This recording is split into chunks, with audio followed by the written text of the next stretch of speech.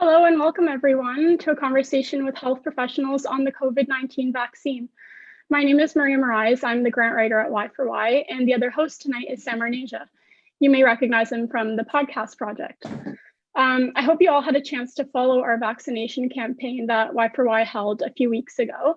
There was a lot of interesting content and videos. If you haven't had a chance to check it out, I recommend. So we wanted to let everyone know today that this event will be recorded so that we are able to share this video with those who weren't able to attend tonight. If you don't feel comfortable being recorded, feel free to turn off your camera and change your name on your Zoom profile. Before we begin, we'd like to acknowledge that this event is located on the unceded territory of the Kanien'kehà and Anishinaabe people. Y4Y honors, recognizes, and respects the Kanien'kehà and Anishinaabe people as the traditional stewards of the lands and waters on which we meet today, and recognizes that this land has long served as a site for meeting and exchange amongst nations. Founded in 2018, Y4Y is a provincial nonprofit and youth network committed to addressing the issues facing English-speaking youth ages 16 to 30. It's a stable, diverse, and inclusive organization that is part of the larger community ecosystem. I'm now going to pass this off to Sam, who's going to introduce the agenda for tonight and some Zoom etiquette. Wonderful. So hi, everyone. This is going to be a super fun little conversation. We have some great medical professionals that are going to provide some great insight here today. So our agenda is really going to be, we set up some questions that we've been hearing throughout our week of campaigning that people want to know. So we're going to ask that to the doctors today, and we're going to start a discussion over there. Then we're going to open the floor to anybody who has any questions or any curiosity about the vaccine they're still a bit troubled for. We're going to ask those questions. We've been asking questions on our Instagram and our Facebook, so we have some questions from there too. So it's going to be just a super fun and informative night. In terms of Zoom etiquette, I want everybody to know that the floor is open for you to ask questions, but please remain respectful. If you have a question, instead of unmuting, raise your hand so that it allows for everybody to feel respected, and we want to give everybody the time that they deserve. So that being said, I will leave it up to the panel to introduce themselves, starting off with Avi. Go for it. Hi there, everyone. I'm an anesthesiologist from the Montreal General McGill, and I was educated and raised in England, but I've been here since 2005. I have the privilege of working with some excellent colleagues who are very close to this issue because they volunteer and go out and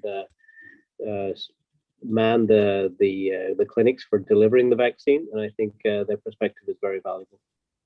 Very exciting. Valerie, would you like to introduce yourself? Hi, my name is Valerie. I work with Avi at the Montreal General as a respiratory therapist, and I've been working on the COVID-19 vaccination campaign since the beginning for the CUS West Island. So I'm based mostly in the West Island vaccination centers. Amazing. Matthew. My name is Matthew. I'm an MD PhD student at McGill. So what this means is that I wear a few different hats. I'm a medical student, but I'm also a graduate student scientist. And I work at the Build, Learn, and Arena as part of the vaccination campaign. So it's a real honor to be here. Thank you for inviting me. No problem. Glad you're here. Thank you for coming. Caroline. Hi, my name is Caroline. I'm a licensed practical nurse. I work in the operating room also with Avi and Valerie. I work at the Build, Learn, and Arena. I work for the CIUS as well, Centreville. I work at the University of Montreal, the Build, Learn, and Arena, and the Jewish. Wonderful. That sounds super cool. And once again, I want to thank you guys all for being here. I know you guys have some very busy schedules, so it means a lot that you guys were willing to take out the time to inform us all on some concerns and questions on the COVID-19 vaccine. So Maria Moraes, take it away with our first question. So our first question of the day is, should we be vaccinated if we have had COVID-19? So this is for anyone who wants to respond, so just feel free to step in. I would say yes, it's a great idea to be vaccinated, especially for the ones that are immunocompromised, the elderly. This can attack your lungs, your organs, it can spread. You know, you want to protect your loved ones. So if you're one of the ones that are getting this vaccine or you're not sure, I think it's safe to say that it's a good idea. Absolutely. And a lot of people have been saying that they feel immune once they've gotten coronavirus, and they feel that, it can't really touch them again. They don't think that they can get it again. Is this a reasonable thought? Not realistically. Abby? So I guess I could speak to this a little bit, unless Abby, you'd like to. Go ahead. So we know that having been infected previously with COVID offers you some degree of protection against being infected again, that's for sure, but it's very far from 100% protection. There are many, many cases of people being reinfected with COVID after having had COVID already. I even know a couple people in that situation personally. And on top of that, we know that a lot of the new variants that are beginning to emerge here in Quebec and really everywhere around the world, the real reason why they evolved that way is because they have a propensity to infect people who previously had COVID. And so we have a lot of data right now from the vaccines that people that previously had COVID that get a single shot of vaccine get a dramatic boost in their immunity to COVID. And so it can really close the door from you getting COVID if you had it and then you get a vaccine. Amazing. I can add as a vaccinator that my experience with the population, although the Quebec recommendations is for somebody who had COVID to get 1 dose of vaccine and not 2, I'd say that probably 95% of the people I vaccinate will go ahead and get both doses just to be sure that they have all the antibodies that they need and they're very protected. As medical professionals, we perhaps often make an assumption that people understand how these things work. Getting an infection and having an immune response, that to us just computes, right? But I think Valerie has a really good structured way of explaining this. If that might I'm too shy. Yeah, no, you've got it. You guys are way better. The 2 doctors are way better at explaining the immune response. But I think that the immune response is really important to understand how it works, and it's not just a jab in the arm; it's your body producing immunity. Do you want to take it, Val? I know. Well, Matthew, if you have any interjections, you can. And I just looked it up today to try and explain it, and I've had to explain it to my own mother because my own mother has taken every vaccine known to man until COVID-19 vaccine came up, and then she decided she was not interested in the COVID vaccine despite her being in a high-risk population. So I had to do a lot of teaching and explaining for her to get her on board with getting it. So just like a basic understanding of how the immune system works when it comes to vaccines. When you get your first dose, it activates there's 2 cells in your body that basically contribute to the immunity, the B and the T cells. When you get your first dose, it activates the B cells, which create antibodies and fight the virus. Those cells don't necessarily have a long-term memory, so they'll be there, fight the virus, and they'll stick around for a little while. The purpose of the booster shot, depending on what interval your region is doing, the 21 days, 28 days, or up to 4 months like we're doing, is to reintroduce the same virus, which then triggers a different immune process in your body. You'll have those B cells activated, but you'll also get the T cell activation, which is the targeted killers. Abby, I'm embarrassed to say this in front of you guys because you guys are way smarter at this than me. And the T cells will also have memory T cells, which will then memorize that virus and remember it for a much longer period of time, decades, if not forever. So you get those activations plus a more efficient use of your B cells. So overall, the second dose gives you a higher quality antibody and the long-term memory you need to recognize the virus and fight it again quickly. So just to circle back to Maria's question, which is a really good one. If you've had COVID, do you get the vaccine? You just end up having that same process that Valerie described. The first jab would have been your infection, and your second jab, or now subsequently your first jab after the infection, is your second jab. So it produces that same short-term and then long-term immune response. Doing a third jab, i.e. infection, jab, and then another jab, we're not yet clear, as Matthew said, variants evolve. We are still discovering as we go. Will there be a third shot? Will there be a variant booster? I think it would be foolish to think not. We are a global planet infected with a virus which is happy to evolve within us.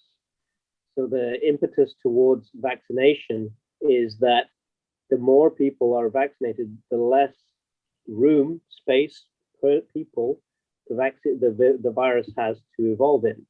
So more people vaccinated, less room for variants to evolve. Caroline? Yes. So however, with the guidelines that we're following currently, because every day when we have our meetings, we have to go on our computer and follow the CDC and the WHO guidelines. So one person that does have, if somebody does have COVID, it is recommended to only have one shot and not the second. Reason being is you are overdosing your body and you will get very, very, very sick. So the current guidelines right now is recommendation, one vaccine, and the second one is not recommended currently. And I'll just highlight, I'll add to that. We've had, Avi and I actually have colleagues, well, Caroline too, you know her. There are a couple of colleagues who've had COVID and who've opted for taking both doses of the vaccine.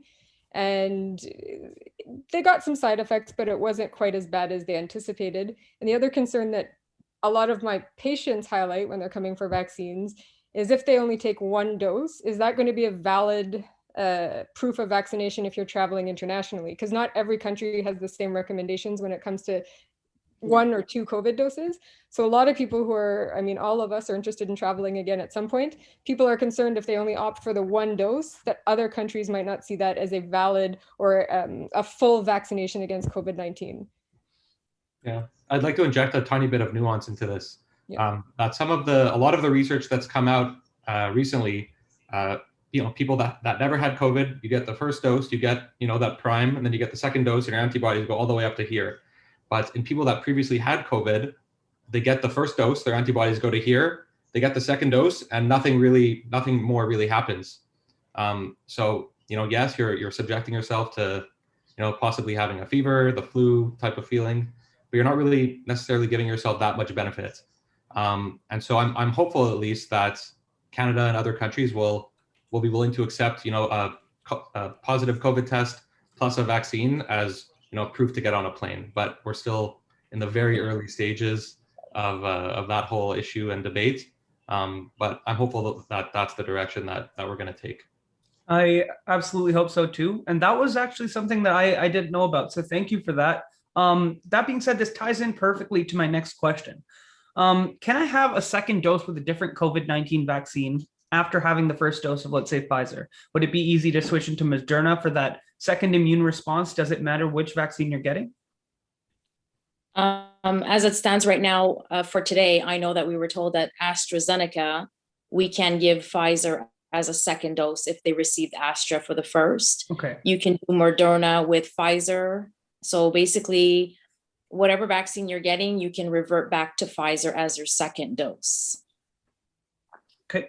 Would it also help, again, the assumption from us is that we know the difference between these vaccines. There's 2 broad types of vaccine, mRNA and viral vector. What does viral vector mean? It just means that there's a virus or an adenovirus used to carry the viral information.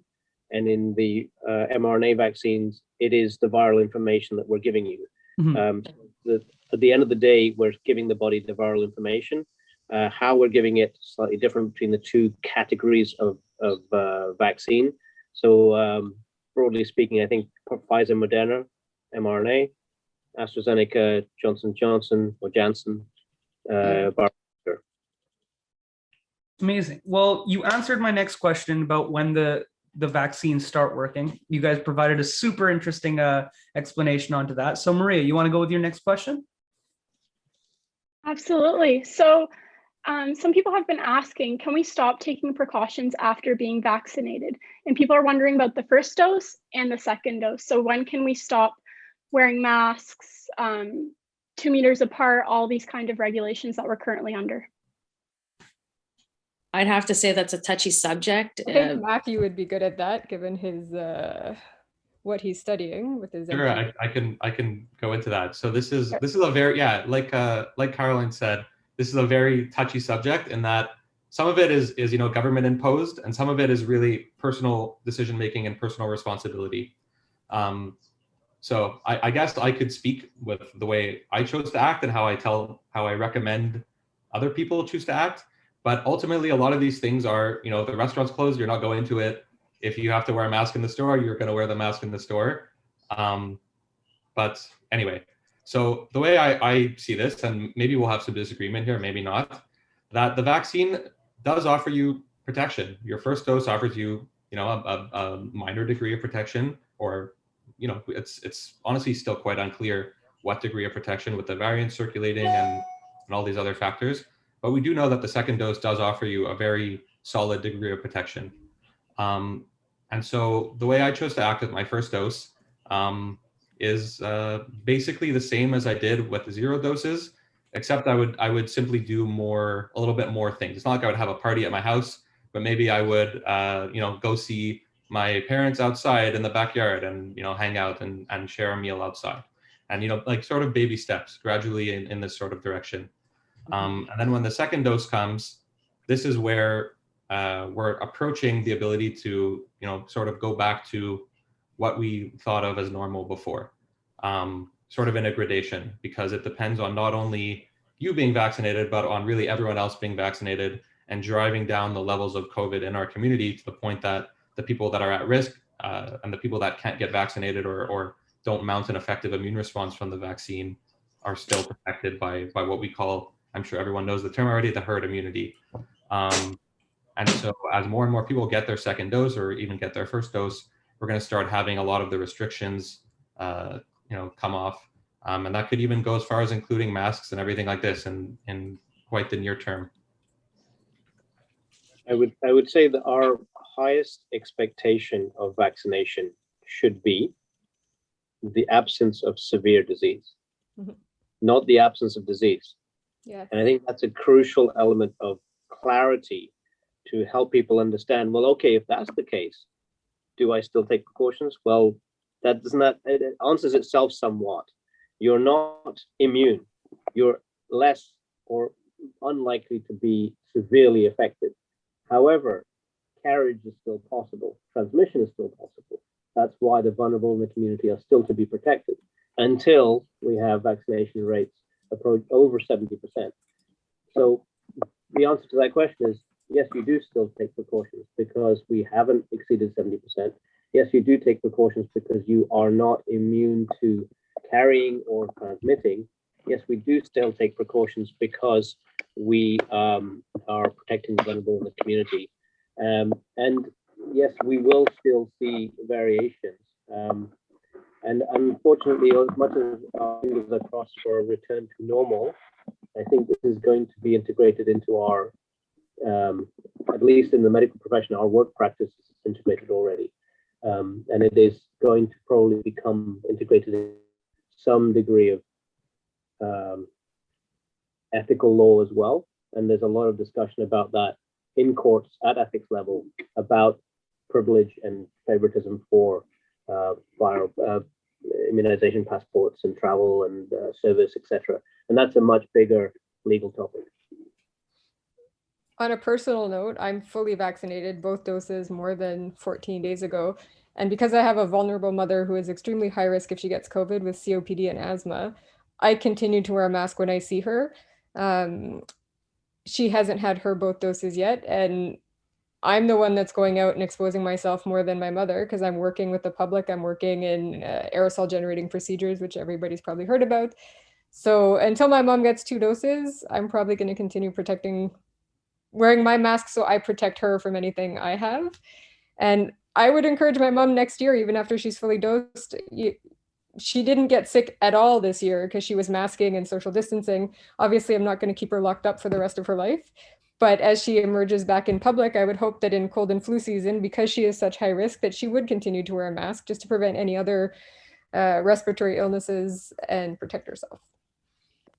I think we're starting to see kind of a shift, like a paradigm shift. We've seen in a lot of countries across the world, where wearing masks are common practice. And there's been a lot of discussion that this might become the new norm to see people wearing masks. Now, from your perspective as medical professionals, how great does this sound? Or does it sound unnecessary? Does it sound too much? Or does it sound like something that could, in the long run, help us?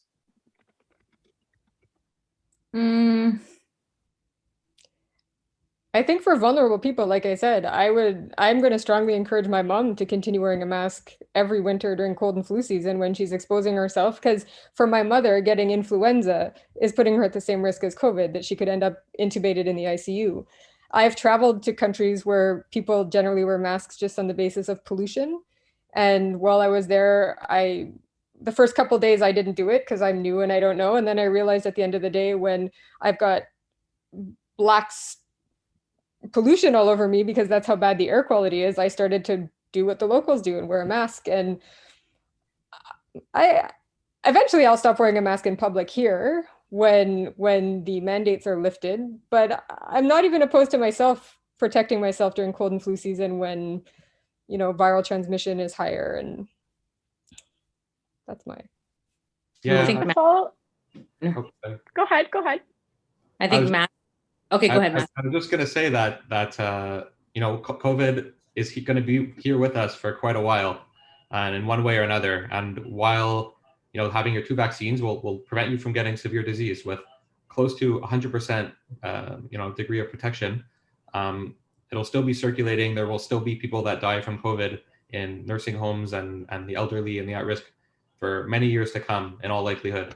And when you compound that with the flu season that already stretches our hospital system quite thin, we could be in a situation where, even though the average person is not particularly worried about getting COVID, it still is a very important public health problem, where we have the winter flu and COVID season coming, and many people might choose to continue wearing their mask in public, simply to to both protect themselves, protect the community, but also protect really our healthcare infrastructure. Absolutely. Yeah, go Caroline, sorry. It's okay. I've had a lot of people say the second they get their dose, oh, I can book my trip now. And you're like, you just have to educate them and tell them, not because you've had your 2 vaccines means that you're fully immunized. You still have to wait those 14 days.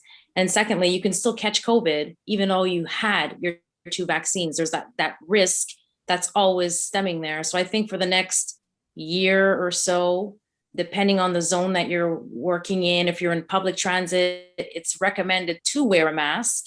I mean, amongst your colleagues and stuff, if everyone has had their 2nd vaccine, it's a little bit more of a leeway there, towards where if you're going to a party now, you don't know whether strangers or not have had their 2nd vaccine, had they had eaten a first one to begin with. So it's like, I would wear my mask just for safety precautions for myself. And just the one last thing, I think people who don't work in healthcare probably haven't been as affected by COVID as a lot of us have. But one thing that really struck me at the beginning of COVID and will always stay with me, again, because I'm the daughter of somebody who's high risk, who might have been in that situation, is people were in the ICU very sick and dying without any family by their bedside. We weren't allowing visitors in the hospital because at that point, it was considered unsafe. We all saw on TV the stories from the States of people saying goodbye to their loved ones on iPads. And that's something that struck me. I never want one of my loved ones to go through that, where they're sick in an intensive care unit and I can't be there with them. So it changed my philosophy on how I'm going to move forward past COVID, knowing that I would never want to see my mom in that situation.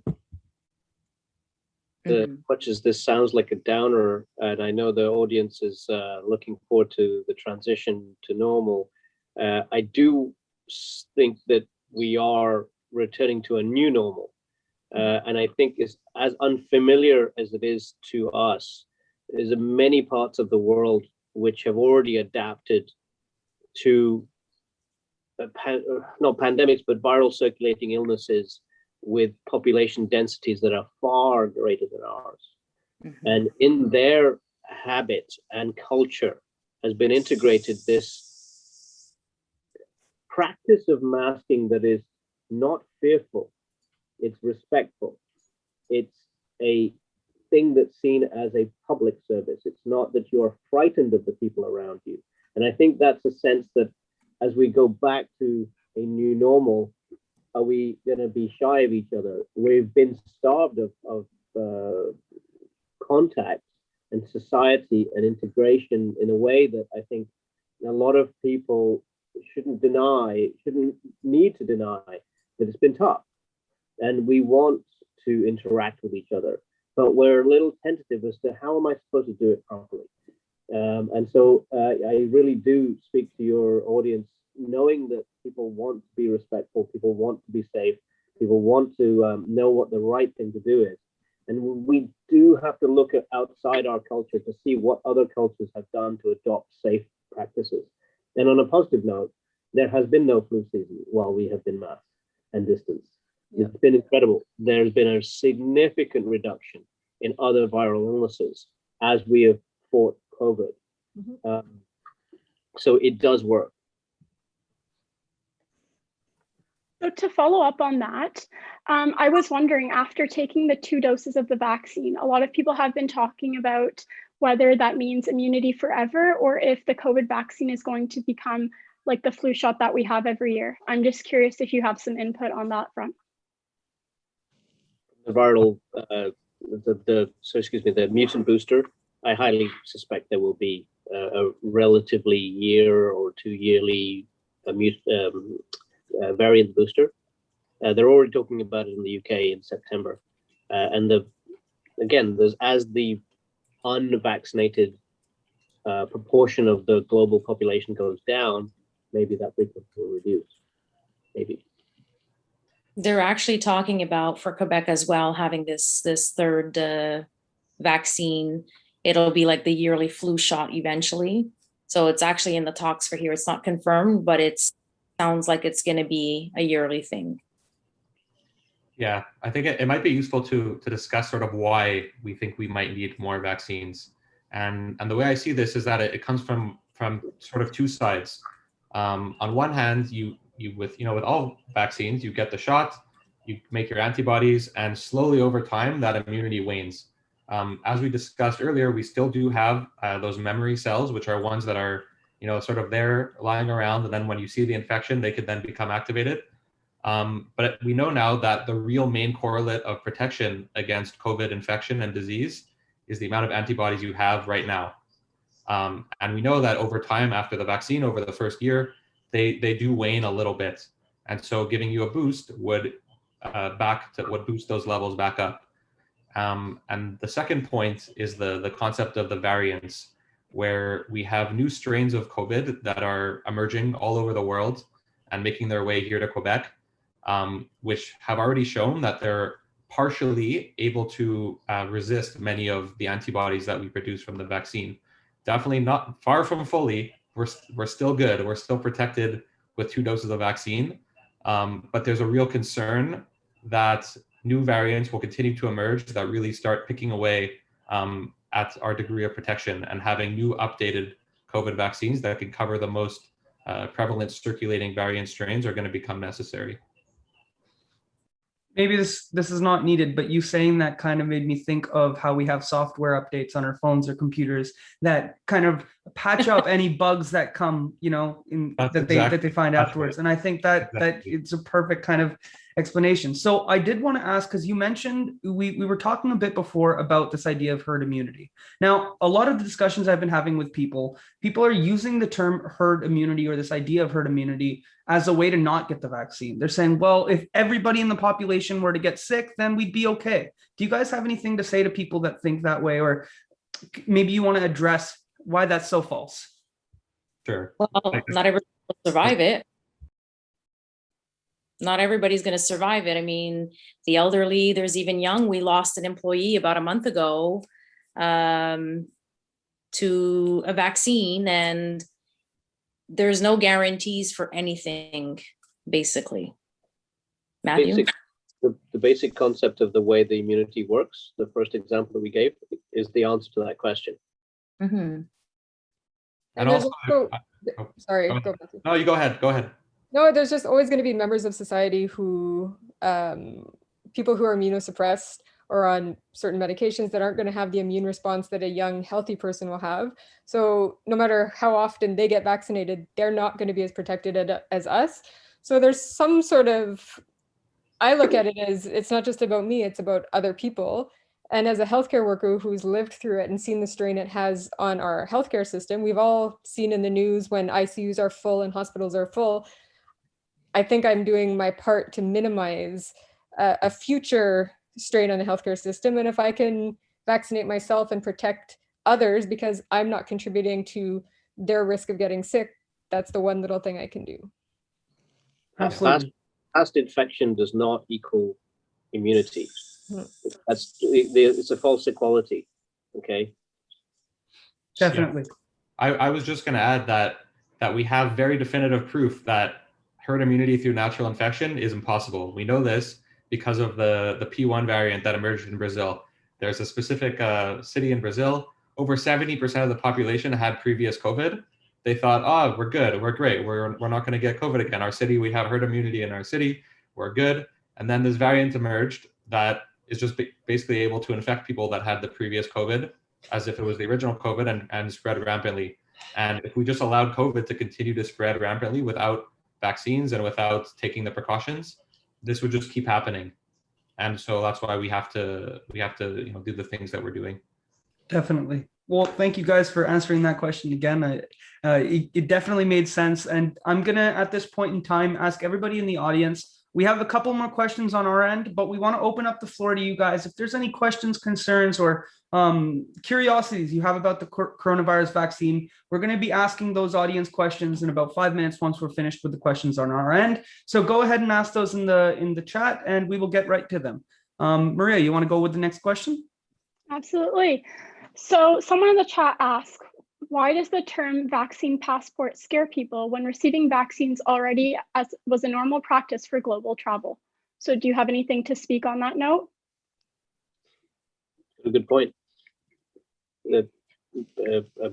Showing immunity for travel to endemic areas has always been the case. Again, unfortunately, if you're an immigrant or if you're a traveled person, you're familiar with that. If you're neither of those things, then you're unfamiliar with that. So it's understandable. Yeah, I agree with you, Avi. I think it's very much what some people know as a first world problem, where a lot of people have this, in a lot of ways, understandable based on their previous experience, this obsession with their individual liberty and individual rights and individual freedoms, and they just don't want anyone telling them that they need to take the vaccine in order to do something. And so that's where it's coming from, and a lot of people feel that way. And I think the way to fix this is to meet people where they are, bring them the facts, the data, have unjudgmental discussions, and try to bring people along instead of cramming it on them. I worked overseas, and the requirement for my job there was actually proving that I've had all my childhood vaccines, which ironically, after doing my antibody levels, I realized that I actually wasn't immune to measles, mumps, rubella anymore, and required a booster to prove that I was immune before I could go. And it's a choice. I didn't have to go work overseas, but I wanted to. So I accepted that I was going to have to provide all this proof of immunity. And a lot of the things that are being discussed, nothing is for sure right now anywhere, but a lot of the things that are being discussed where you would have to provide proof of vaccination, they're all not essential. Going to a hockey game, traveling overseas, those aren't things that have to be done. So people can make the choices that they make that they feel are best for themselves. But countries, private businesses, they're all going to make decisions that are best for their business and the safety of their other customers. Absolutely. I would like to add one other very small point to this, that a lot of people sort of are against the COVID vaccines for the reasons of inequality. In that here in Canada, we have tons of COVID vaccine. In the States and other developed countries, they have tons of COVID vaccine.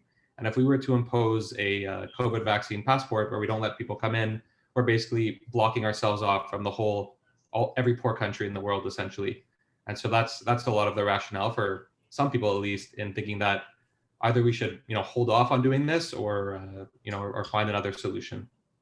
That's a great point, and that's one that I didn't really consider. I think one of the questions that was asked on the Instagram questionnaire yesterday was about this idea of a new normal, and I think there's still a lot of dissonance in the public about the idea of when are we getting back to this new normal. Last March, when this first came about, everyone was saying, okay, well, our normal's going to get back this summer. Then in the summer came, okay, well, maybe by Christmas, maybe by October, and now here we are starting summer 2021, and there is still no adjusted back to reality normal. So what, from your perspective, can people expect from this new normal? What although obviously none of us really know what's to come, but I think there's still a lot of curiosity and confusion around this idea of normal. People's expectations are a bit too high as to when we're going to get there.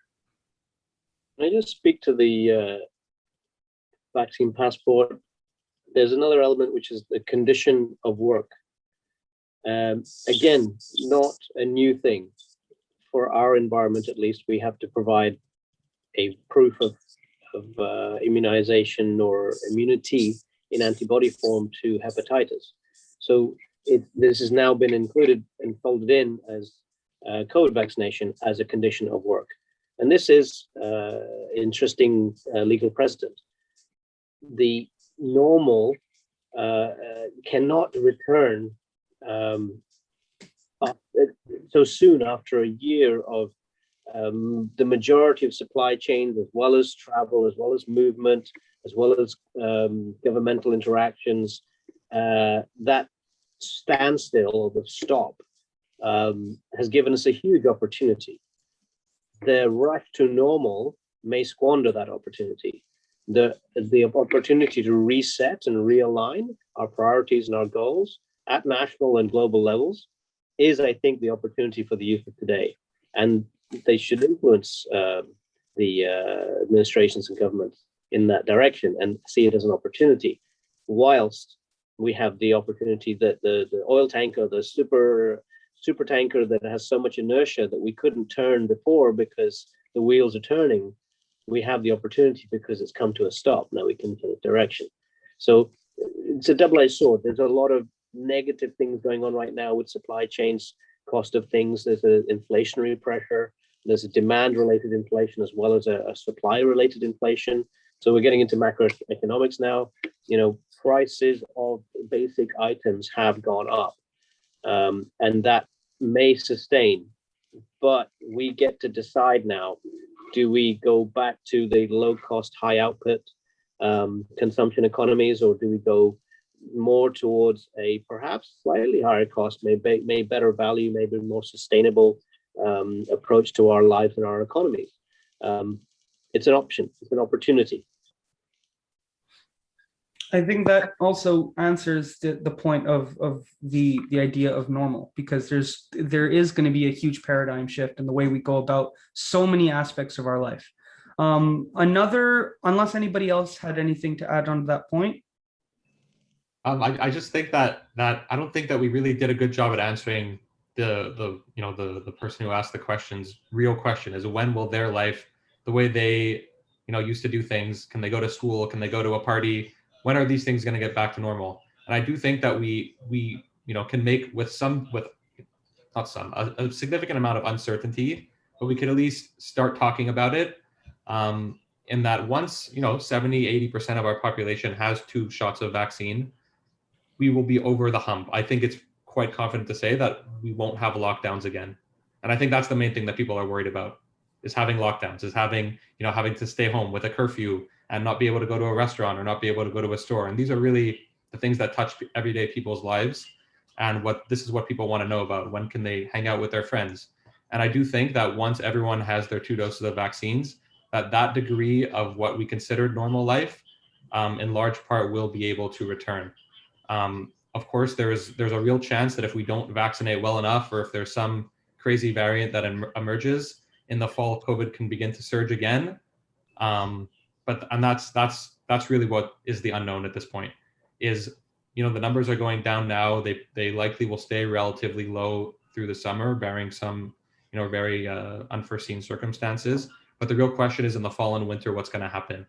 And so we can cross our fingers and hope and try to look at other countries and their science to predict what's going to happen before it happens, and maybe make the right changes in advance.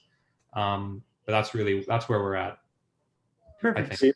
We also have another unique opportunity, as Matthew said, that we have multiple different models in multiple different countries at multiple different points in the trajectory.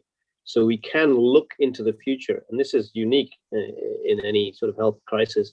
We can look across to another country that is further along and see how they're doing, and then we can sort of get a glimpse where we might be in 2 or 3 months time. And That's incredible. Yeah, and this is really one of the big mistakes that we made throughout this entire pandemic. In last March and April, we saw it in China, we saw it in Italy, we saw it in Spain. We didn't do anything for a while, and then of course it came here. In January, the same thing with the UK variant that was spreading in England. We knew it was here. We didn't act on time, and then it surged here and created our second and third waves.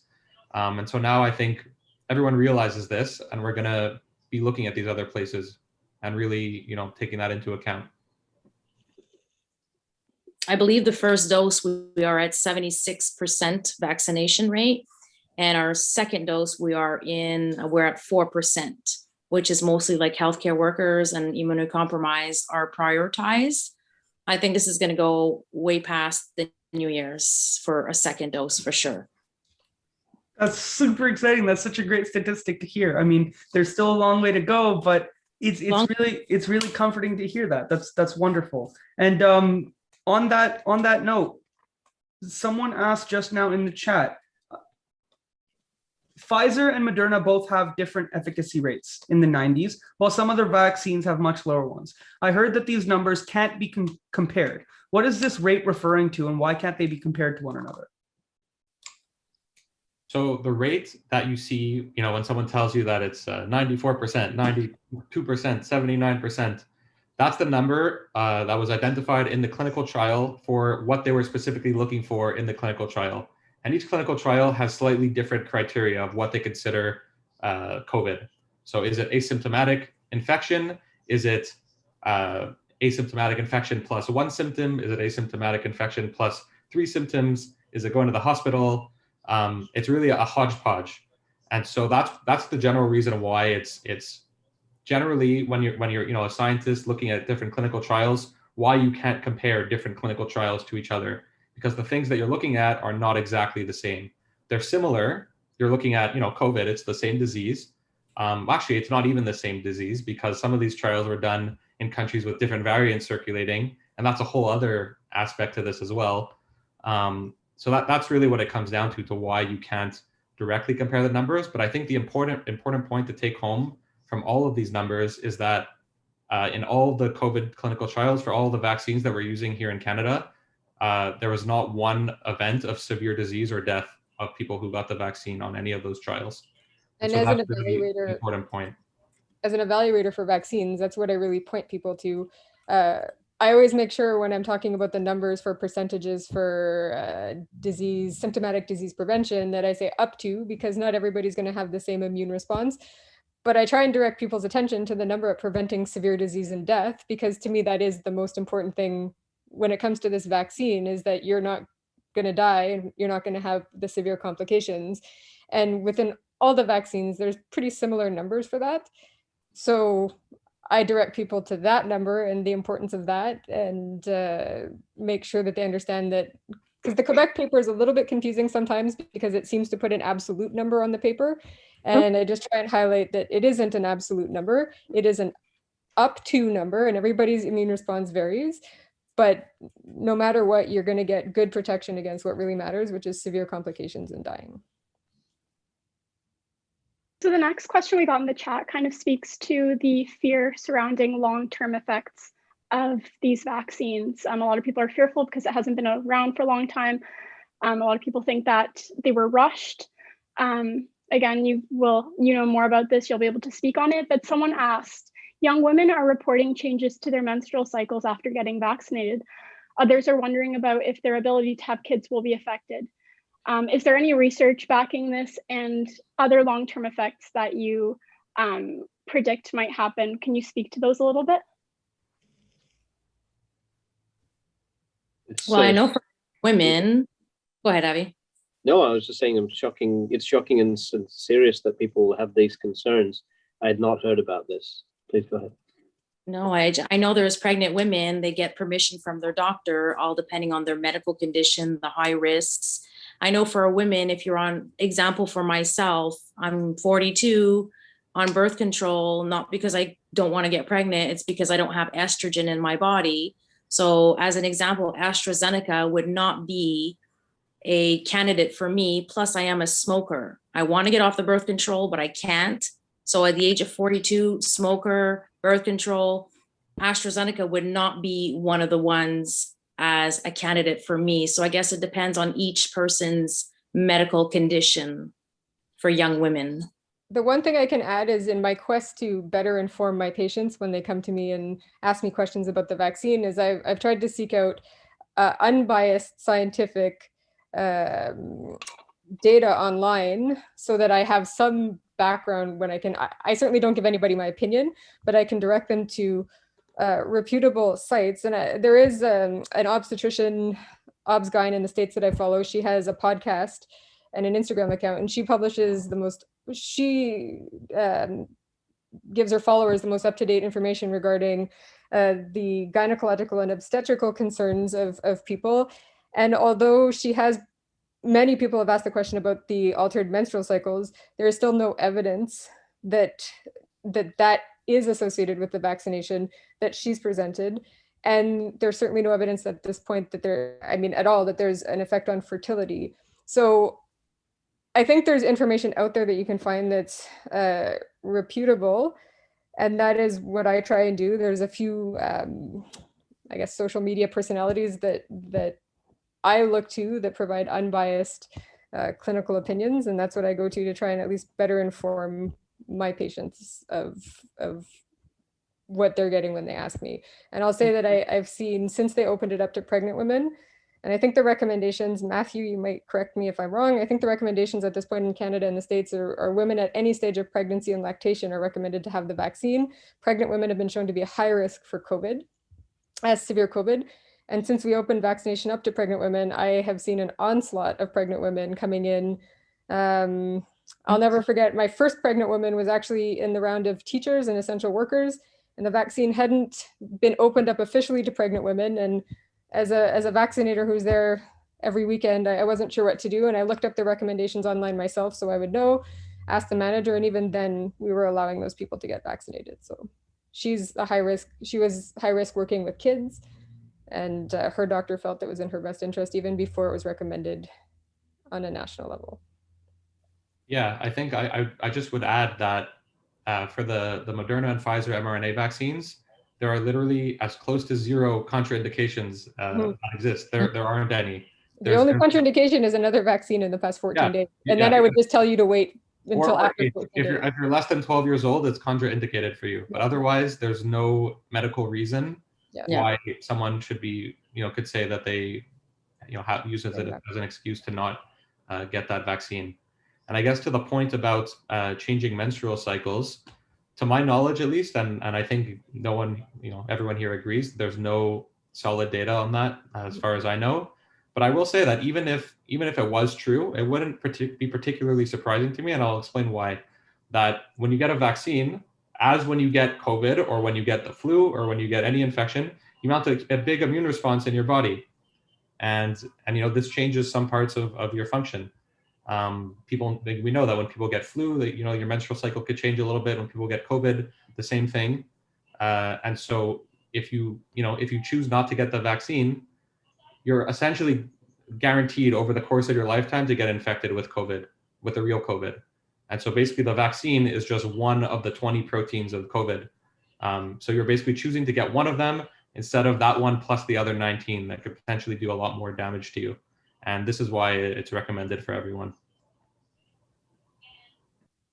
I was wondering if one of you could speak more broadly to the long-term effects of the vaccine. A lot of people have been curious if there is going to be any.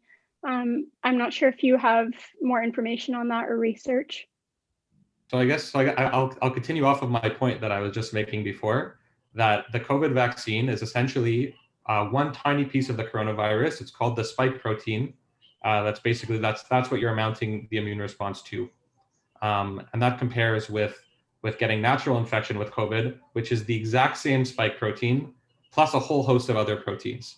So if I was a betting person, if I had to choose to get one of the 20 proteins, or be virtually guaranteed at some point in my life to get all 20, I think that the risk of getting long-term effects from getting all 20 would be substantially higher than just getting the one that you're going to get anyway. And so that's why it's in a sense, it's technically impossible to know what will happen in 50 years. we could give you all the reassurances we want that there's no reason, there's no biological, medical, epidemiological reason to think that there would be any major things down the line that would come about. But I know that for many people that's not a satisfying answer, and I think maybe a bit of a more satisfying answer is that you're getting one tiny component of the virus that you're going to get anyway if you choose not to get the vaccine. I wanna just really quickly follow this up, because there are a lot of concerns and a lot of statements people have been making about the fact that this was rushed. This is so experimental. We can't be so sure. It came so fast. There's no way the vaccine can be ready. Now, do you guys have anything to say on that? Because I know there's been studies and trials around the world and to prove the validity and legitimacy of this vaccine. I just think from what I've read and what I understand, there wasn't a huge market in the pharmaceutical industry for vaccine creation because there's nothing new and revolutionary up until this happened. I think the last breakthrough vaccine we had was Ebola, and that is marketed to a very targeted population. So there isn't a large incentive to invest a ton of money in that. Then you get COVID, which is a worldwide pandemic, and all of the pharmaceutical companies dumped a ton of money, research and development into this, more than has been invested in the past decade in these technologies. mRNA, I think Matthew and Avi can back that up. mRNA technology is not new, and it's been studied for more than just the past year of COVID. And dumping all the extra money and efforts into developing this vaccine paid off by being able to create it much quicker than the traditional route, which takes years simply because it's not funded well. And obviously pharmaceutical companies are in it to make money in addition to provide a vaccine that helps the world. And COVID provided the right circumstances for them to spend a lot, but yield a lot. Mm-hmm. Dedication. They dedicated their time and effort to come up with this vaccine very quickly. I've had a lot of patients saying, well, for the first dose, why is it that first when they got their dose, it's 14 days and then poof, no, I think it was 21 days, you had to have your second vaccine and then poof, it's 4 months. That's the question that I get asked a lot. And there's a lot that we don't know. There's a lot of probably failed things out there, but I'm sure they've dedicated themselves to this vaccine, the time, the money, the resources to come up quickly, because a lot of people in Europe, when this first started, Europe was the first place to get hit. Thousands and thousands of people were dying. So I think that they really did a good job with coming up with this vaccine. Just as a piece of information that may be useful, mRNA technology is not new, number one. CRISPR, I think people may have heard of this, an acronym. It was the winner of the last Nobel Prize in medicine. It is a tool that is extremely, it's almost digital in its precision. So what we have become used to, as you said, software updates and patches and this and that, we are able to do now on a molecular level in medicine because of technologies like CRISPR. So once you have a molecular structure, you can design something to meet it very, very quickly with CRISPR. So these pieces of technology now exist, and they are not novel. As Valerie said, and Caroline and Matthew reiterated, the whole world's medical systems or physical pharmaco production systems were geared and funded to provide this answer as quickly as possible. Usually these things take a lot longer because of funding, but also because of the volume of people you need to do the testing. So now you have a captive audience, as it were, with endless funding. You can get it done in a year. So again, the reticence to say, is this real? Is this experimental? I hope people might find that knowledge of knowing that this is established technology focused on a global problem by a well-resourced system was able to do this to their credit. How this is going to pan out over the next few years now gets into vaccine equality, supply and demand, supplies. These vaccines take time to make. They may be the technology may be there to make them, but they still take time to go through a sequential process of creating these delivery systems for these complex genetic materials. So now we're looking at a little bit of a supply and demand equation or supply line equation with vaccines. And we in the sort of privileged world have really drawn a lot of those resources towards us. Maybe now we could think more about balancing that resource to allow a larger proportion of the world to also be protected, so we can all be protected. Yeah, I would just like to add, I think it's important that everyone understands how clinical trials work for vaccines in normal times and how we've adapted that to COVID times to create this both fast and safe vaccine. In that normally, say you have measles or polio or another disease that you go the traditional route to develop a vaccine for. You create your vaccine in the lab. It's tested on cells on a dish for a few years. Then it's tested on lab animals for a few years, mice, monkeys, etc.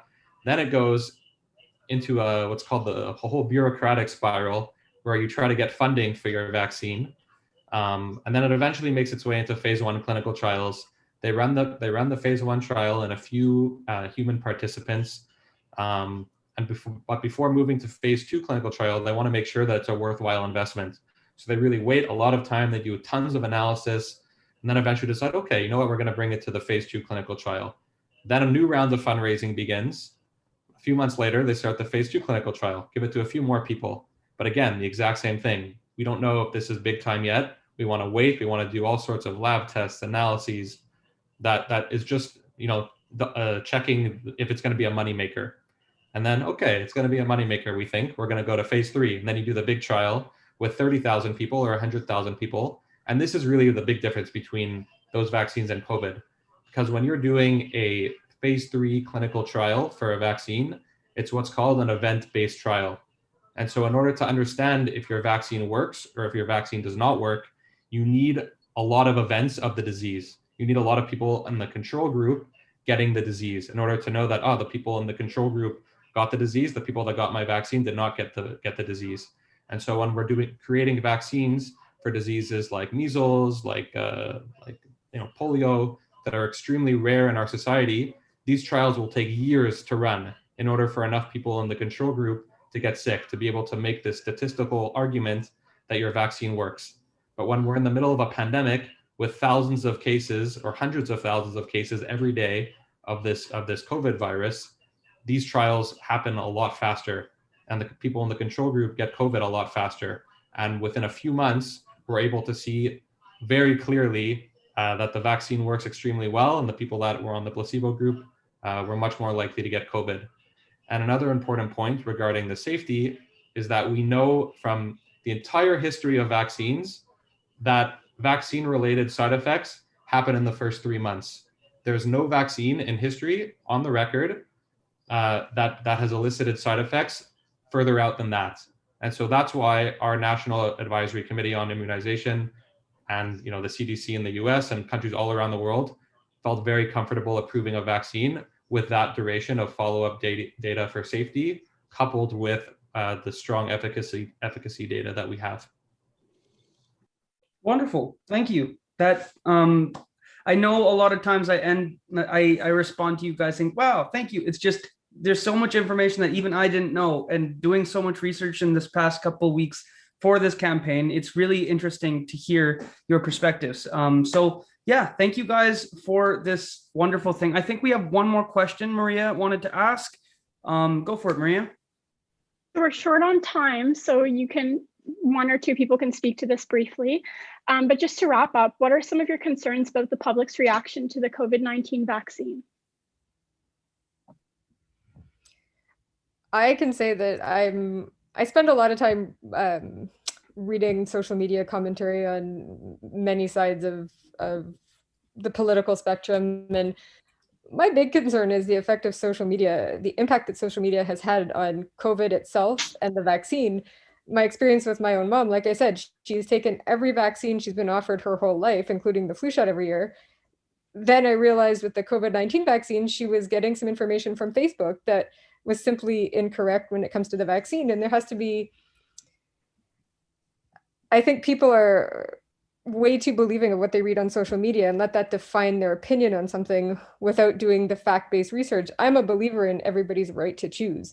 You can choose not to have a vaccination and I will not judge you for it. But my hope is that people will choose to be vaccinated or not vaccinated based on facts about the vaccine and not misconceptions or untruthful statements that they've read online. And there is a proliferation of fake news about this vaccine online from seemingly reputable sources, people with hundreds of thousands of followers who would look to be an authority on something.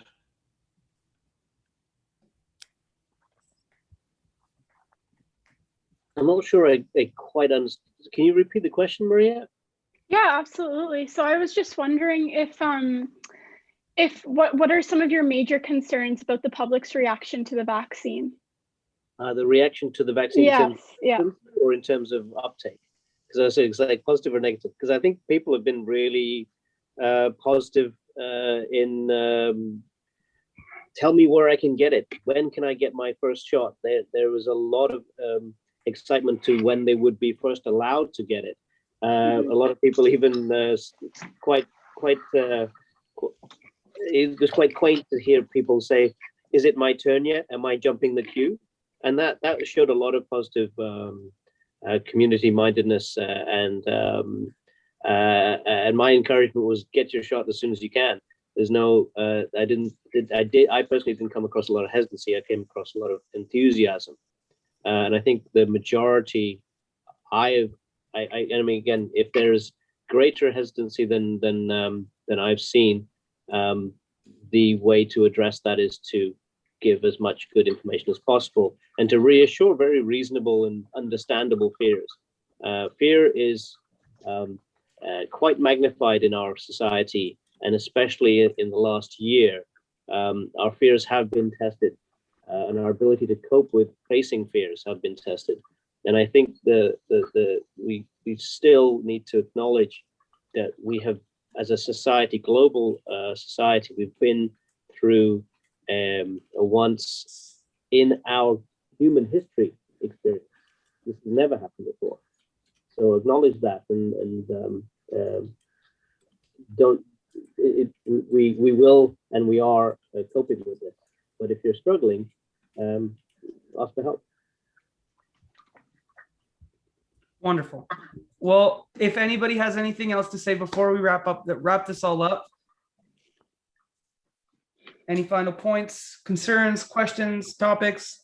I'm just going to say that as a vaccinator, I think all of us who've been working in vaccines can say I'm really proud of Canadians and Quebecers in general, because like Avi said, it is heartwarming to see how many people want this vaccine, hear the reasons that they're doing it, because everybody's got a reason. There's a great campaign on the radio where people are talking about their reason, and it is heartwarming for all of us to hear that and see it, and I hope we keep it up. We should have a whole other webinar of all the stories these guys tell me about what happened at the clinic the day before, because they're on the front lines. There's a lot of work that they have to do with not a lot of support. So thank you very, very much, both of you. Yeah, I want from all of us here at Y4Y, and I'm sure everybody in this call, we all truly appreciate the work that all of you guys are doing, and we all really appreciate that you guys all took your time out of your days, out of your busy schedules, to come here and provide us some amazing insight on this vaccine. So thank you, Avi, thank you, Valerie, thank you, Matthew, thank you, Caroline, for taking the time to speak with us this evening. So for everybody else in the chat, we're going to be posting this recorded some form of this recorded session online for you to share with your friends, for this information to be shared, because it's really important. And Maria, take it away. Thank you everyone for attending. Thank you to all the participants who signed up and who attended tonight. And yes, thank you again to the panelists for taking time out of your busy days to chat with us tonight. I will be posting the social media links for Y4Y if you want to stay updated on upcoming events. And also you can check out the vaccination campaign that we held 2 weeks ago. Thank you everyone for attending tonight. Have a great rest of your night. Thanks, you too.